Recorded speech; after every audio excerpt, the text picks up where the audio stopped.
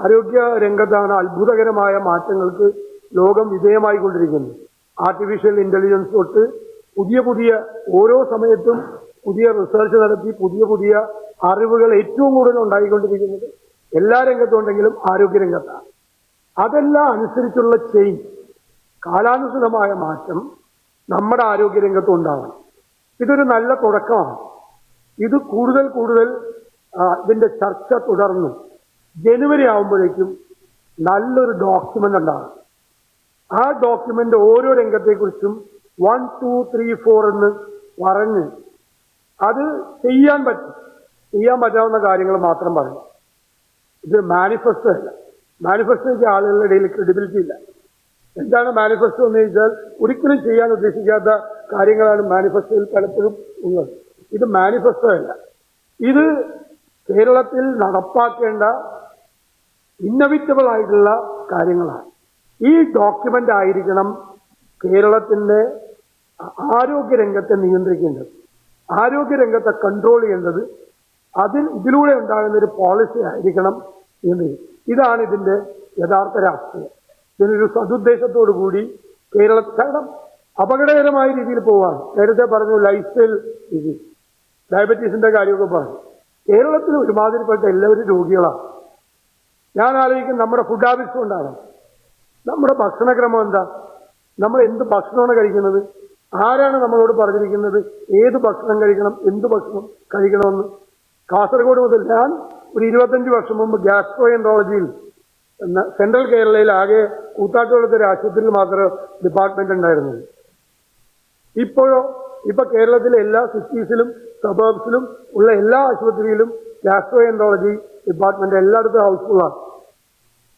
ഹൗസ്ഫുള്ളാണ്. അപ്പോൾ ഒരുപാട് മരണങ്ങൾ ഉണ്ടാവുകയാണ്. പിന്നെ കിഡ്നി, ലിവർ അല്ലെ, അതുപോലുള്ള ധാരാളം ക്യാൻസർ, ഇതെല്ലാം വർദ്ധിച്ചുകൊണ്ടിരിക്കുകയാണ്. Lungs disease.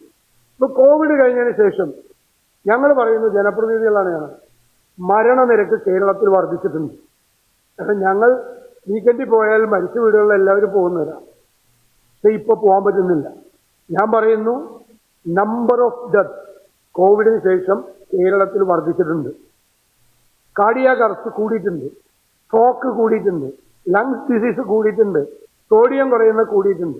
ഞങ്ങളൊക്കെ മരിച്ച വീട്ടിൽ പോയാൽ എന്തുകൊണ്ടാണ് മരിച്ചത്, എന്തെങ്കിലും പ്രീസിഡന്റ് ഉണ്ടോ എന്നൊക്കെ അന്വേഷിക്കുന്ന ആളുകളാണ്. ഞാൻ അസംബ്ലിയിൽ പറഞ്ഞപ്പോൾ മന്ത്രി പറഞ്ഞു ഒരു ശാസ്ത്രീയ അടിത്തറയില്ല ഈ പറയുന്നതിനെന്ന് പറഞ്ഞു. അപ്പൊ ഞാൻ ചോദിച്ചു നിങ്ങളുടെ കയ്യിൽ വല്ല ഹെൽത്ത് ഡാറ്റ ഉണ്ടോ? അതില്ല. കോവിഡിന് മുമ്പും കോവിഡിന് ശേഷം കേരളത്തിൽ മരണനിരക്ക് വർദ്ധിച്ചിട്ടുണ്ടോ എന്ന് അറിയാൻ ഒരു ഹെൽത്ത് ഡാറ്റ കേരളത്തിന്റെ കയ്യിലില്ല. ഈസി ആയിട്ട് ഒരു 10 പഞ്ചായത്ത് മാത്രം സെലക്ട് ചെയ്താൽ ഒരു ഹെൽത്ത് ഡാറ്റ ഈസി ആയിട്ട് ഉണ്ടാക്കാം, ഇല്ലേ? കഴിഞ്ഞ വർഷത്തെ മരണനിരക്കിൽ മരണത്തിന്റെ രജിസ്ട്രേഷൻ ലോക്കൽ ബോഡിയിലുള്ള നോക്കാം.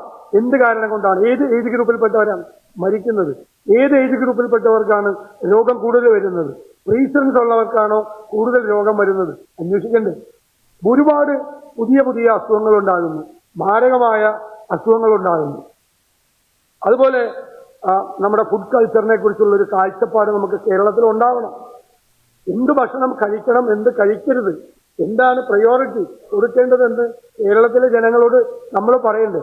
ലോകത്തെ എല്ലായിടത്തുള്ള ഏറ്റവും കൊള്ളരുതാത്ത ഭക്ഷണം മുഴുവൻ കഴിക്കുകയും അത് ഏത് തരത്തിലുള്ള എനിക്കറിയാവുന്ന, എനിക്ക് ഏറ്റവും പേഴ്സണലായിട്ട് പരിചയമുള്ള 7 പേര് കഴിഞ്ഞ മാസം ആശുപത്രിയിലായി ഫുഡ് പോയിസൺ. ഒരു കുട്ടി 22 വയസ്സുള്ള കുട്ടി മരിച്ചു. എന്തുമാത്രം അസുഖങ്ങളാണ് ഈ ഭക്ഷണം കൊണ്ട് ഉണ്ടാകുന്നത്, ലൈഫ് സ്റ്റൈൽ ഡിസീസ് അടക്കം. അപ്പോൾ ഇവിടെ പറഞ്ഞതിനോട് 100% പൂർണ്ണമായി യോജിപ്പാണ്. പ്രൈമറി ഹെൽത്താണ് ഏറ്റവും കൂടുതൽ ഫോക്കസ് ചെയ്യേണ്ടത്. ഒരു സംശയവും അക്കാര്യത്തിലില്ല. നമുക്ക് നന്നായി റിസർച്ച് നടക്കണം. കേരളത്തിൽ ലോകത്ത് നടക്കുന്നത് പോലെ തന്നെയുള്ള നല്ല റിസർച്ച് ഇൻസ്റ്റിറ്റ്യൂഷൻസാണ്. ഹെൽത്ത് ഡാറ്റ നന്നായി നമുക്ക് കളക്ട് ചെയ്യണം. കമ്മ്യൂണിക്കബിൾ ഡിസീസ് വർദ്ധിച്ചുകൊണ്ടിരിക്കുകയാണ്. നമുക്ക് മൈഗ്രൻസും ഉണ്ട്, മൈഗ്രേഷനും ഉണ്ട്, റിവേഴ്സ് മൈഗ്രേഷനും ഉണ്ട്, രണ്ടുമുണ്ട്. ഇവിടുന്ന് ആളുകൾ പുറത്തേക്ക് പോകുമ്പോൾ ബംഗാളിൽ നിന്ന് ഒറീസയിലേക്ക് കേരളത്തിലേക്ക് ആളുകൾ വന്നുകൊണ്ടിരിക്കുകയാണ്. അതിനേക്കാൾ കൂടുതൽ മൈഗ്രേഷനും റിവേഴ്സ് മൈഗ്രേഷനും എങ്ങനെയാണ് നമ്മുടെ കമ്മ്യൂണിക്കബിൾ ഡിസീസിനെ ഉണ്ടാക്കുന്നത്, വർദ്ധിപ്പിക്കുന്നത് എന്നതിനെക്കുറിച്ചുള്ള ഗൗരവതരമായ ഒരു ചർച്ചയും അതിന്റെ പരിഹാരവും വേണം. പിന്നെ നമ്മുടെ ലൈഫ് എക്സ്പെക്ടൻസി കൂടിക്കൊണ്ടിരിക്കുകയാണ്. നേരത്തെ ഇപ്പോൾ പറഞ്ഞു 80. അപ്പോൾ സത്യത്തിൽ ജെറിയാട്രിക് കെയർ ഇവിടെ പറഞ്ഞു, ഡോക്ടർ പറഞ്ഞു, എൻ്റെ ഒരു വലിയ ഡ്രീമാണ് കേരളത്തിൽ ആദ്യം ജില്ലാതലങ്ങളിൽ ജെറിയാട്രിക് ഡിപ്പാർട്ട്മെന്റ് ഉണ്ടാവും, പ്രധാനപ്പെട്ട ആശുപത്രികൾ. സെക്കൻഡ് ഫേസിൽ താലൂക്കിലെങ്കിലും ജെറിയാട്രിക് ഡിപ്പാർട്ട്മെന്റിൽ ഉണ്ടാവും. കേരളത്തിൽ പ്രായമായ ഒരു സൊസൈറ്റിയിലെ പ്രായമായ ആളുകളെ നമ്മൾ എങ്ങനെയാണ് അവരെ ഡീൽ ചെയ്യുന്നത് എന്നതാണ് ഒരു സൊസൈറ്റി കൾച്ചറിനെ കുറിച്ച് അസസ് ചെയ്യുന്നത്. അപ്പോൾ പ്രായമായ ആളുകളെ റെസ്പെക്റ്റോടുകൂടി അവർക്ക് പ്രത്യേക ക്യൂ ഉണ്ടാക്കി പ്രത്യേകമായ ഡിപ്പാർട്ട്മെന്റ് ഉണ്ടാക്കിയുള്ള ജെറിയാട്രിക് കെയർ കേരളത്തിലുണ്ടാകും. പിന്നെ നമ്മൾ ഇതൊക്കെ പറയുമ്പോൾ കേരളത്തിലെ മെന്റൽ ഹെൽത്ത് അപകടകരമായ രീതിയിലേക്ക് കൂപ്പൂത്തുകയാണ്. സൂയിസൈഡ് വർദ്ധിച്ചുകൊണ്ടിരിക്കുക. നമ്മൾ സൂയിസൈഡിനെതിരായിട്ടുള്ള ക്യാമ്പയിനൊക്കെ ചെയ്യുന്നുണ്ടെങ്കിലും നിസ്സാര കാര്യത്തിന് പോലും ചെയ്യാം. കുട്ടികളുടെ ഇടയിലുള്ള മെന്റൽ ഹെൽത്ത് വളരെ മോശമാണ്, വളരെ മോശം. നമ്മൾ പല കുട്ടികളോടും നമ്മൾ സംസാരിക്കുമ്പോൾ ഒക്കെ പേടിയാവും. കുട്ടികളോട് സംസാരിക്കുമ്പോൾ ഇവരെങ്ങനെ ജീവിതത്തെ നേരിടും എന്ന് അവർക്ക് അറിയില്ല. അതിനാവശ്യമായ കൗൺസിലിങ്ങോ ഒരു മെന്റൽ ഹെൽത്തിനെ കുറിച്ച് പഠിക്കാനുള്ള സംവിധാനങ്ങളില്ല. ഈ ലോൺലിനെസ്, ലോകത്തെ ഏറ്റവും കൂടുതൽ മെന്റൽ ഹെൽത്തിൽ ചർച്ച ചെയ്യപ്പെടുന്ന ബ്രാഞ്ചാണ് ലോൺലിനെസ്, ആളുകളുടെ ഏകാന്തത. ആ ഏകാന്തത വർദ്ധിച്ചുകൊണ്ടിരിക്കുന്ന ഒരു കാലഘട്ടത്തിൽ കേരളത്തിൽ ഇപ്പോൾ കുട്ടികളെല്ലാം പുറത്താണ്, പാരൻസ് ആരെങ്കിലുമൊക്കെ ഉള്ളൂ വീട്ടിൽ. അവരുടെ ഒറ്റപ്പെടൽ, മെന്റൽ ഹെൽത്ത് കേരളത്തിന്റെ ഒരു സാമൂഹ്യ വ്യവസ്ഥയെ പോലും ഗൗരവതരമായി ബാധിക്കുന്ന തരത്തിൽ പോയിട്ടുണ്ട്. പിന്നെ ഇവിടുത്തെ പറഞ്ഞൊരു വലിയ ആശയം വൺ ഹെൽത്ത് എന്ന് പറയുന്ന ഒരു വലിയ ആശയം. നേച്ചറും മനുഷ്യന് മാത്രമായിട്ട് പ്രത്യേക ആരോഗ്യമില്ല. നേച്ചറിന്റെയും നമ്മുടെയും ആരോഗ്യം രണ്ടും ബന്ധപ്പെട്ട് കിടക്കുന്ന. നമ്മുടെ ആരോഗ്യം മെച്ചപ്പെടുത്തി നേച്ചറിന്റെ ആരോഗ്യം പോയാൽ അറിയില്ല. അപ്പോൾ കേരളത്തിൽ പ്രത്യേകിച്ച് നേച്ചറുമായിട്ട് വളരെ ബന്ധപ്പെട്ട് വെള്ളവും കാടും പുഴയും എല്ലാമായി ബന്ധപ്പെട്ട ഒരു ജീവിതമാണ് കേരളത്തിലെ ഉള്ളത്. അപ്പൊ അതുകൂടി ആ വൺ ഹെൽത്ത് എന്നുള്ള ഒരു ആശയത്തെ കേരളത്തിൽ എങ്ങനെ ഒരു പോളിസി ഫ്രെയിമിൽ നമുക്ക് കൊണ്ടുവരാൻ പറ്റും എന്നതുകൂടി ആലോചിക്കണം. പിന്നെ ഔട്ട് ഓഫ് പോക്കറ്റ് എക്സ്പെൻസ് നേരത്തെ ഇവിടെ നന്നായി ചർച്ച ചെയ്യും. പ്രധാനപ്പെട്ട ഡോക്ടേഴ്സ് 70%. ഡോക്ടർ മേരി ജോർജിന്റെ നമ്മുടെ പെർ ക്യാപിറ്റ എക്സ്പെൻസും GDP-യിലെയും GSDP-യിലെയും ഫിനാൻഷ്യൽ അലോക്കേഷൻ എത്ര വേണം എന്ന് നിർദ്ദേശിച്ചിട്ടും വളരെ തുച്ഛമായ പണം കൊടുക്കുന്നു. അപ്പൊ ഈ പണം ഒന്നും വരുന്നത് ഗവൺമെന്റിന്റെ ബജറ്റിൽ നിന്നല്ല, പ്രൈവറ്റ് സെക്ടറിലാണ് കൂടുതൽ ഇൻവെസ്റ്റ്മെന്റും. അവിടെയാണ് ഈ ഔട്ട് ഓഫ് പോക്കറ്റ് എക്സ്പെൻസും എല്ലാം ഉണ്ടാകുന്നത്. അപ്പൊ കൂടുതൽ insurance coverage, out of pocket expense എങ്ങനെ കുറച്ചുകൊണ്ടുവരാം.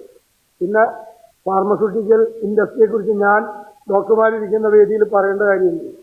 ഞാൻ കഴിഞ്ഞ 20 വർഷമായിട്ട് അത് നന്നായി വാച്ച് ചെയ്യുന്ന ഒരാളാണ്. എനിക്ക് ചിലപ്പോൾ പേടിയാവും.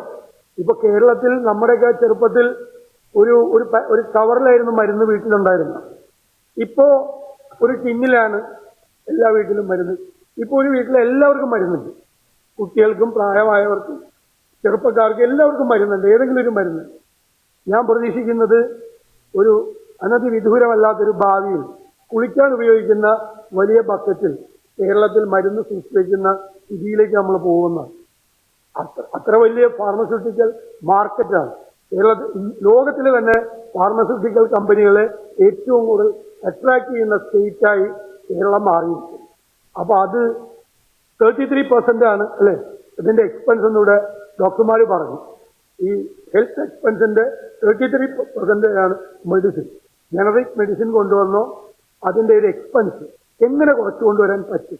അത് ഏറ്റവും കൂടുതൽ സാധാരണക്കാരനെ ബാധിക്കുന്ന പ്രധാനപ്പെട്ട വിഷയം. ഞാൻ എല്ലാ കാര്യങ്ങളെയും കുറിച്ചും പറയുന്നില്ല. ഫിനാൻഷ്യൽ അലോക്കേഷനെ കുറിച്ചും സ്റ്റാഫ് പാറ്റേണിനെ കുറിച്ചും ഒക്കെ ഇവിടെ സംസാരിച്ചു. നമുക്ക് ഇത് തുടരണം. ഇന്ന് ഞങ്ങൾക്ക് കിട്ടിയിരിക്കുന്നത് വലിയ ആവേശമാണ്. ഞങ്ങളിവിടെ വൈകുന്നേരം വരെ ഇരിക്കുകയാണ്. ഇത് നിങ്ങൾ പറയുന്നത് കേട്ടുകൊണ്ട് ഞങ്ങൾക്ക് പഠിക്കാൻ വേണ്ടി വന്ന, സത്യത്തിൽ പ്രസംഗിക്കാൻ വേണ്ടി വന്നതല്ല. ഞാൻ ഷെയർ ചെയ്തത് ഒരു പൊതുപ്രവർത്തകൻ എന്ന നിലയിലുള്ള എൻ്റെ മനസ്സിലെ എൻ്റെ കൺസേണാണ്, എൻ്റെ ഉത്കണ്ഠയാണ് ഞാൻ നിങ്ങളുമായിട്ട് ഷെയർ ചെയ്തത്. നിങ്ങളോടാണ് ഞങ്ങൾ അഭ്യർത്ഥിക്കുന്നത്, നമുക്കൊരു സൊല്യൂഷൻ ഉണ്ടാക്കിയിട്ടാണ്. നിങ്ങളുടെ വിലപ്പെട്ട അഭിപ്രായങ്ങൾ ക്രോഡീകരിച്ച് ഭംഗിയായി കേരളത്തിൽ അതിമനോഹരമായ ഏത് സംസ്ഥാനവും ഏത് പുരോഗമിച്ച ഏത് രാജ്യവും പ്രോഗ്രസീവായിട്ടുള്ള ഏത് സ്റ്റേറ്റും കണ്ടാൽ അസൂയപ്പെടുന്ന അത്ഭുതപ്പെടുന്ന ഒരു ഹെൽത്ത് പോളിസി കേരളത്തിൽ ഉണ്ടാകണം എന്നാണ് നമ്മുടെ ഡ്രീം. അത് യാഥാർത്ഥ്യമാക്കാൻ നിങ്ങൾ സഹായിക്കണം. ജനുവരി നമുക്ക് ഈ ഡോക്യുമെന്റ് പുറത്തിറക്കണം എന്ന് അഭ്യർത്ഥിച്ചുകൊണ്ട് ഞാൻ ഈ ഹെൽത്ത് കോൺക്ലേവ് നിങ്ങളുടെ എല്ലാവരുടെയും അനുവാദത്തോടെ ഉദ്ഘാടനം ചെയ്യും.